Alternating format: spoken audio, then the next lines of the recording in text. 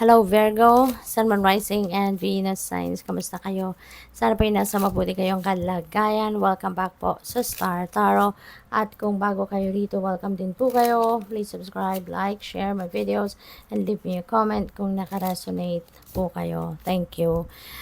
So Virgo, sa reading na to, titignan natin. No? Sisilip lang tayo sa 2026. For every month, kukuha tayo ng isang card lang at titignan natin kung ano yung mga potential, no, na malakas na energy that might surround you sa monthly, no, sa bawat buwan ng 2026. At kung meron kayong hindi gusto, meron kayong ayaw ninyong energy, no, you can still change the course of your life. Okay, this is just silip sa 2026. This is just guidance.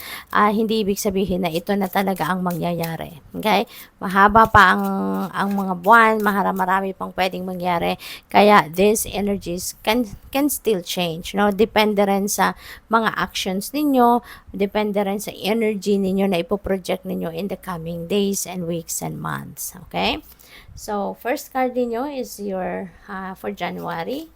Second card is February, March,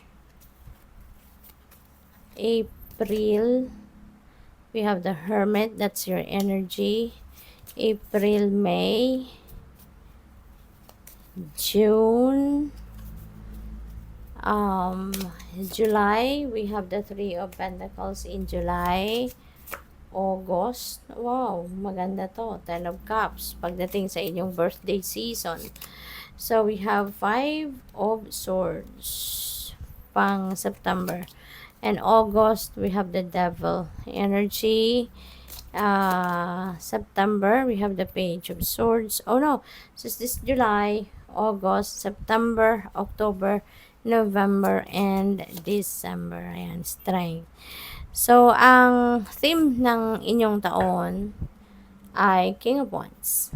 So, this is good, no? Kasi, most likely, no? All year round, parang kayo ay magiging determinado lagi sa kung ano man yung mga naisip ninyong gawin. You will be more focused, you will be more um, influential din, 'di ba? So maaring kasi si King of Wands very magnetic and very din siya.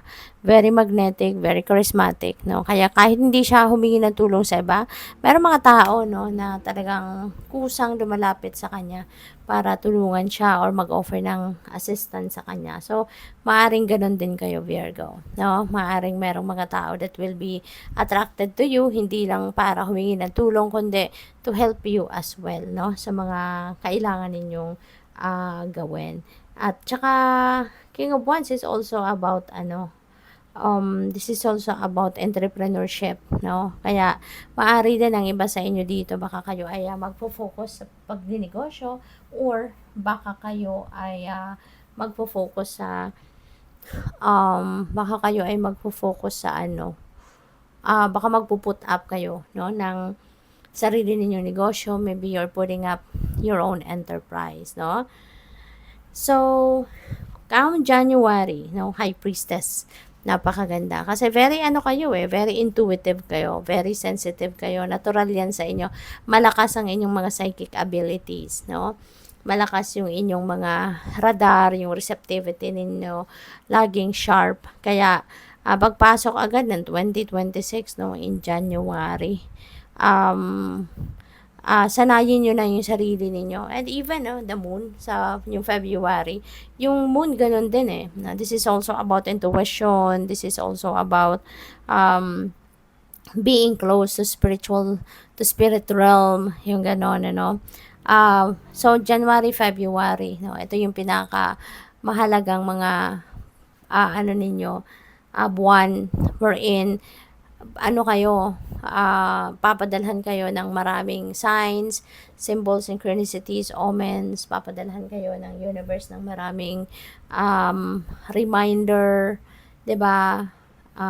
Intuitive messages and nudges that will guide you, no? That will guide you and that will help you na makuha, mahanap ninyo yung tamang path sa buhay ninyo, yung gano'n, or makakatulong yan sa inyo na magdedesisyon kung ano mang klase ng decision making ang kinakaharap ninyo, yung gano'n ba, no? So, napakahalaga na lagi kayo mag-tune in sa inyong intuition around this time para na ma-access ninyo yung gabay sa inyo ng universe, okay?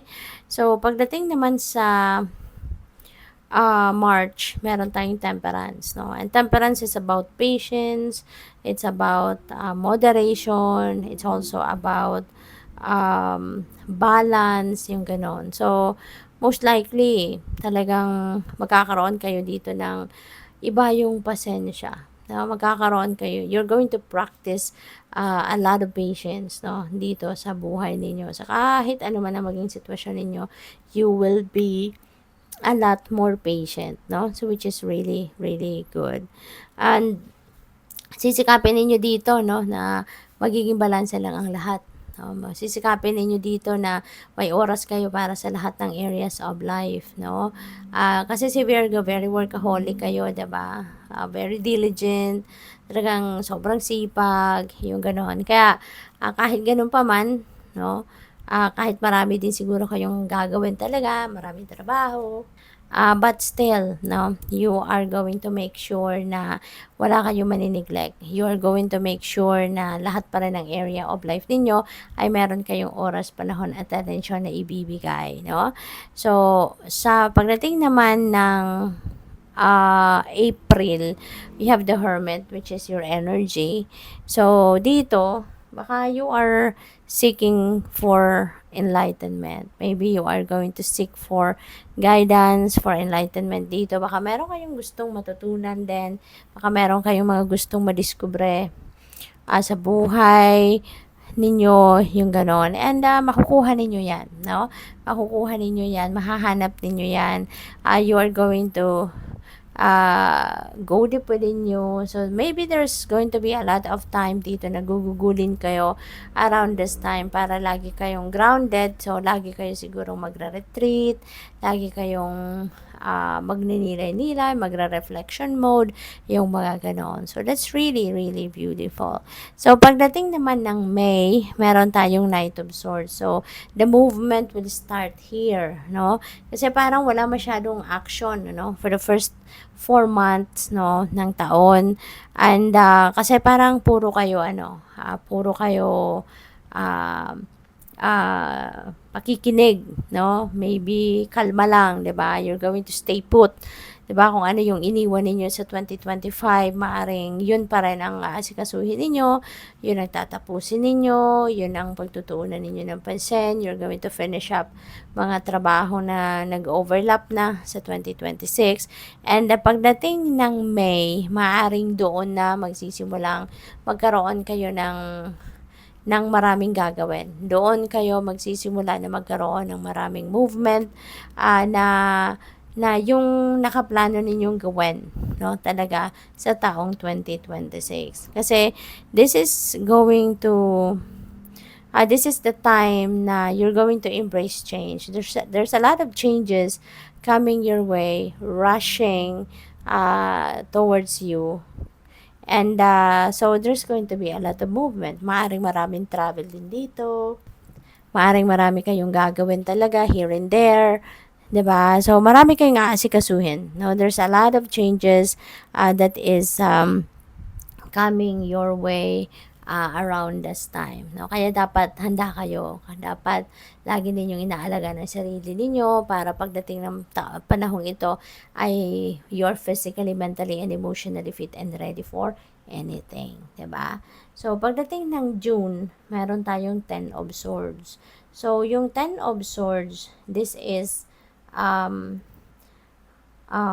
betrayal. This is heartache, heartbreak na naranasan ninyo in the past, naloko kayo, na traitor kayo kasi nasa likod niya yung mga swords, 'di ba? So ibig sabihin, nag-traitor kayo kasi nakatalikod kayo nung sinaksa kayo ng swords, 'di ba? So maaaring may mga ganun nangyari sa inyo in the past. And sa ngayon, this is the time na you want to move on from this situation. This is the time na gusto mo nang baguhin ang inyong sitwasyon and you are going to start to tread towards a new life dito. Kaya, meron na ditong healing, meron na ditong pagpapatawad.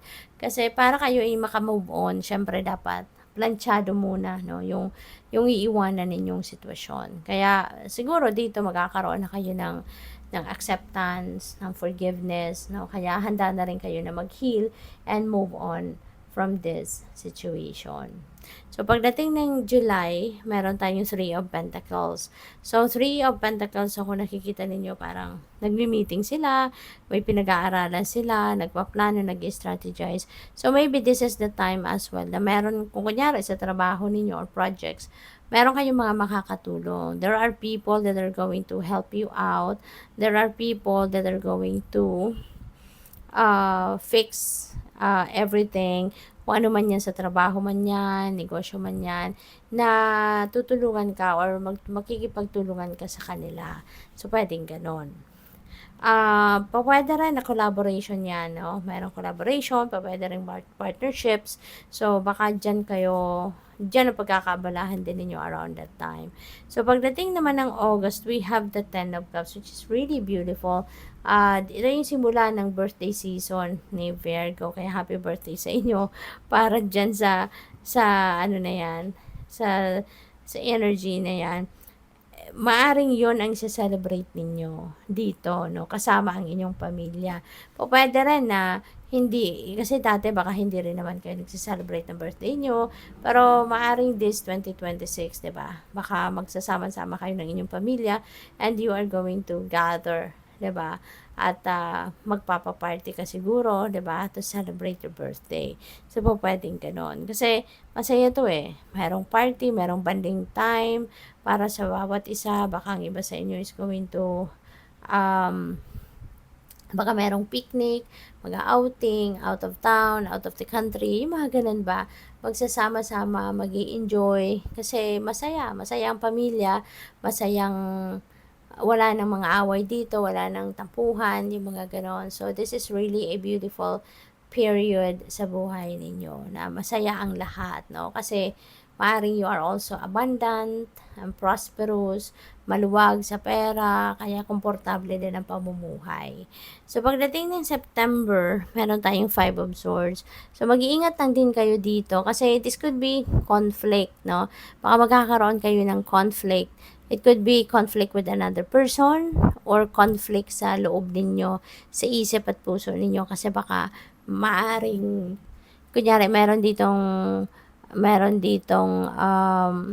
decision making na kailangan kayong gawin and then baka mahirapan kayo, no, magdesisyon kasi baka yung isip ninyo hindi nag-agree sa puso ninyo or vice versa. Or po pwede talaga na meron ditong hindi kayo pagkakaintindihan with another person. Baka meron makaaway, makadiskusyon, so po pwedeng family situation, trabaho, or po pwedeng related sa mga kaibigan, ano, yung mga ganon. So, we have the devil energy come October. So, devil energy is Capricorn energy. Baka meron ditong isang Capricorn person na will play a significant role in your life. Baka yung Capricorn person na ito is going to be the one na pwedeng siya yung magmamanipulate sa'yo, pwedeng siya yung magpapatakbo ng buhay mo, pwedeng pwedeng siya rin, ano, ang tutulong sa'yo, diba? Na kung ano man, no, na mag-improve sa buhay, magkaroon ng, baka siya din yung magbibigay ng various opportunities sa'yo para umangat, mag-thrive, maging successful, yung mga ganun ba? So, depende yan sa inyong sitwasyon. But definitely, you will be dealing with a Capricorn person. So, pag November naman, we have the Page of Swords. So, maraming balita, no, dito ang marireceive ninyo. At iba-iba yan, depende sa inyong sitwasyon. So, ang reminder na lang din dito sa inyo, na maging maingat kayo sa pag-response, no, doon sa mga impormasyon na matatanggap ninyo or marireceive ninyo. Kasi, baka may mga tao dito na maghahatid sa inyo ng kwento, may mga tao maghahatid sa inyo ng impormasyon na baka hindi reliable. Okay? Kaya mag-iingat kayo on how you're going to react, no, sa mga impormasyon na dadating sa inyo pagdating ng ganitong pagkakataon. And pupuwede rin na ano, meron akong naririnig na taklesa 'no. So baka meron kayong tendency na maging at taklesa kayo sa pagkakataong ito 'no. Kaya mababago niyo pa 'yan 'no. Marami pang mga araw, mga weeks, mga buwan ang dadaan sa buhay ninyo. You can still change, 'di ba? Malay mo, before that ano period comes, nagkaroon na kayo ng reinvention 'no, ng sarili ninyo, 'di ba? Puwedeng gano'n. So, there's so many things that is going to change, 'di ba? Kaya hindi natin masasabi na konkreto na 'no, yung mga energies na makikita natin sa reading na 'to, ayan ay konkreto na. So, it will change, no? It could change pa. Kasi depende rin yan sa ipo-project ninyong energy. So, pagdating ng December, we have strength. Yan. So, kailangan ninyong magpakatatag. No? Ito yung time na kailangan ninyong tibayan ang inyong loob. Gisingin ninyo, no? Yung inyong, gisingin ninyo ng inyong inner strength and courage. Kasi para ano man ang mangyari, ano man ang mga sitwasyon sa buhay ninyo, magka-problema man or what, wala kayong yung ano ba, yung wala kayong uurungan kasi kaya ninyo yan, kakayanin ninyo yan kasi malakas ang inyong kalooban. Okay? So, good luck sa'yo. Thank you for watching. Love and light. Namaste.